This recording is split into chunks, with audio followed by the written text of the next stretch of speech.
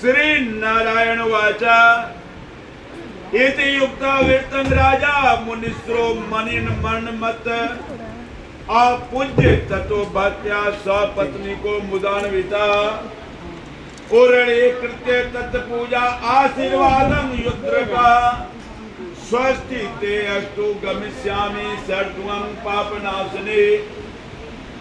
नारायण कहते हैं कि वाल्मीकि मुनि के कहने पर पूरा पुरुषोत्तम मास में जो कथा है दृढ़धनवा राजा का कथा है, तो दृढ़धनवा राजा ने नमस्कार करके भक्ति से आनंद युक्त स्त्री सहित मुनि का पूजन किया। मुनि पूजन को स्वीकार किए, अंगीकार किए और आशीर्वाद दिए दृढ़धनवा को कि आपका कल्याण हो और मैं अब पाप नाशने सरजू नदी को जा रहा हूं। इस प्रकार संध्या काल हो गया, वाल्मीकि मुनि वहां से चले गए। कभी कभी लोग जाते हैं तो अपने सीमा तक लोग उसको छोड़ देते, तो राजा ने सीमा तक वाल्मीकि मुनि को पहुंचा दिया। उसके बाद घर गया, अपने सुंदर स्त्री गुण सुंदरी से दृढ़धनवा बोला। दृढ़धनवा कहता है अपने पत्नी से कि किमदं वस्तु सज्ञान्ते प्रयोजनम अधुर्वेन बेन शरीरन गमिष्यामि बालाय संस्मरण पुरुषोत्तमा। दृढ़धनवा कहते हैं अपने पत्नी से कि हे सुंदरी, मनुष्य में जो है यश अपयश, कीर्ति अकीर्ति और राग द्वेष, 6 को विकार या साकार रूप में छिपा रहता है। गुण अवगुण सब मनुष्य में है ये। और मनुष्य कृमि जैसा जन्म लेते हैं, आभासमय रूप होके पृथ्वी पे मिलते हैं। कोई भी मनुष्य के शरीर में 25 कल पित्त, 25 पल वात यानी कफ जो है शरीर में रहता है, और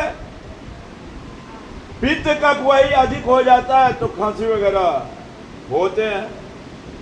तो ये वाराए मनुष्य को थोड़ा सा भी दुख से बड़ा दुख होता, लेकिन अब लगता है मुझे बड़ा से बड़ा भी दुख चला गया है और यह शरीर अचल हो गया। अब मुझे कोई राजपाट का कमी नहीं है, इसीलिए मैं तुमको भी छोड़ के मैं भी अब जंगल में चला जाऊंगा, तपस्या करूंगा, ऋषि मुनि बन जाए, गृह जीवन को छोड़ दे। ऐसा सुन हुआ पतिव्रता गुण सुंदरी हाथ जोड़कर पति से कहती है, ओ भाग्यमिष्यामि त्वमेव सा भूपते पतिव्रतानां स्त्रीणां तु पतिरेव हि दैवतम्। स्त्री कहती है कि मैं अकेले यहां नहीं रहूंगी, मैं भी आपके साथ जाऊंगी, कारण कि स्त्री के लिए तो पति ही देवता होता है। आज जो स्त्री पति के जाने पर पुत्र के घर में रहती है,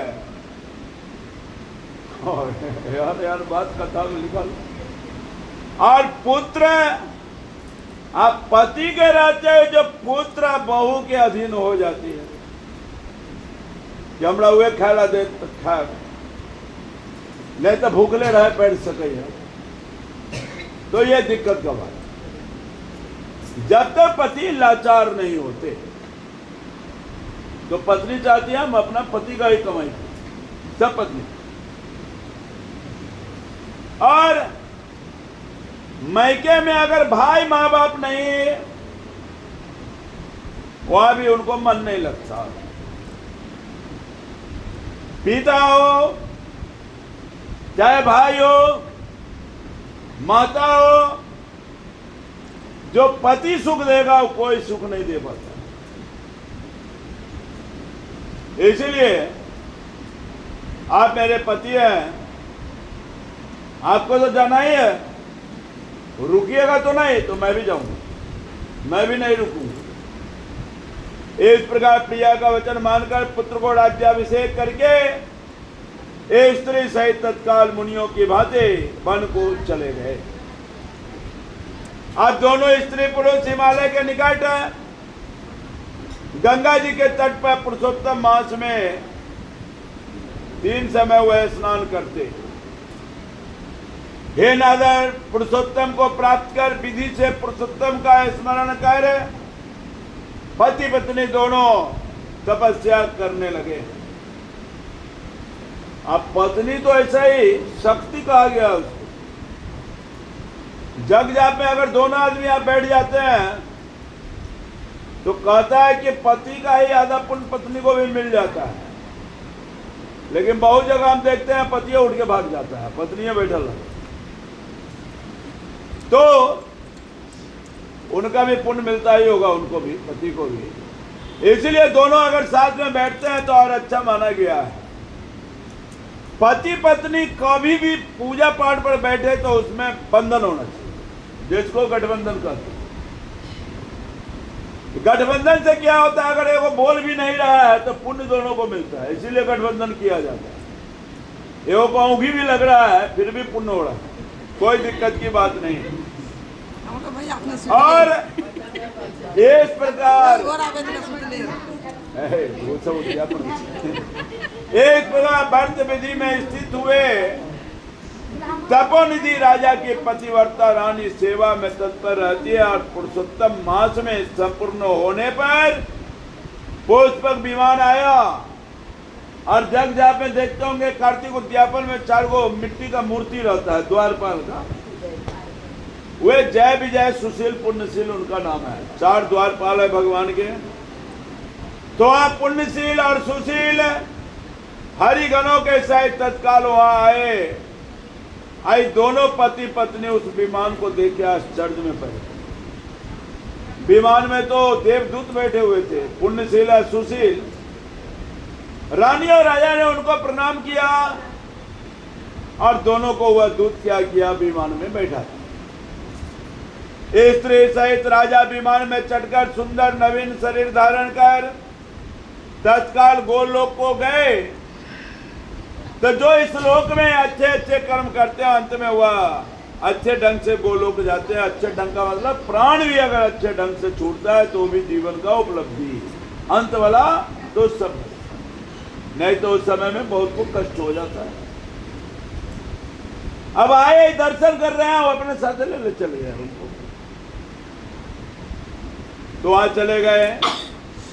तो 1000 बार भी अगर मनुष्य योनि में आप जन्म लेते हैं तो तप जरूर करना चाहिए, तप का बहुत फल है। और मांस सबका सेवन अवश्य करिए। शरीर पर मौसम, ऋतु, वस्त्र, ये सब का प्रभाव पड़ता है। पुरुषोत्तम मास में जो है स्नान दान अवश्य करिए। जैसे एक बंदर था, 3 रात्रि वह स्नान करने से करोड़ जन्म का पाप नाश हो गया, वैसे ही करोड़ों जन्म किए हुए अनेक पाप समूह नाश हो जाते हैं। मनुष्य योनि में क्या होता है जीव के साथ कि आप नहीं भी चाहिएगा तब भी पाप होगा, अनजाने का पाप होता है। जैसे चलते चलते चींटी उटी दब जाता है, मर जाता है। श्वास लेते हैं, मुख में कोई जीव चला जाता है, मर जाता है। लकड़ी जलाते हैं, उसमें कीड़ा मकोड़ा जल जाता है, तो ये अनजाने का पाप है। ऐसा कोई मनुष्य नहीं है जिससे अनजाने में पाप नहीं होता।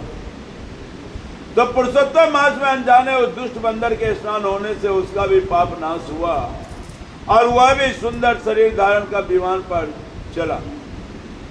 और नहीं तो बुढ़ापा आने पर तो मृत्यु होता ही, अंत में तो गोलोक लोग जाते ही हैं। इससे सब मासों में अत्यंत श्रेष्ठ है पुरुषोत्तम मास जो है, वह भगवान से दुष्ट बंदर भी भक्ति पा गया। पुरुषोत्तम मास को जो सेवन करते हैं वे धन है, कीर्त है, उनका जीवन सफल हो जाता है। नारद जी कहते हैं वेदों में संपूर्ण अर्थों का साधन करने वाले मनुष्य जन्म में आते हैं और मुक्त होते हैं, तो ये तपोनिधि सब लोगों के भलाई के लिए।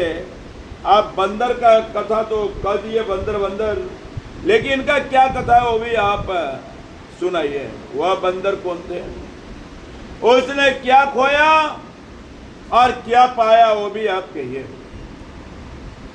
श्री नारायण भगवान कहते हैं कश्चित केरल दिशो द्विजा परमालो लोलुपा नित्यं धन चय दच्चा सर्गे धन प्रिया लोके कदर इति ख्यातं गस्तवे कर्मणा चित्र शर्मा पुराणामा तस्यायकृतम।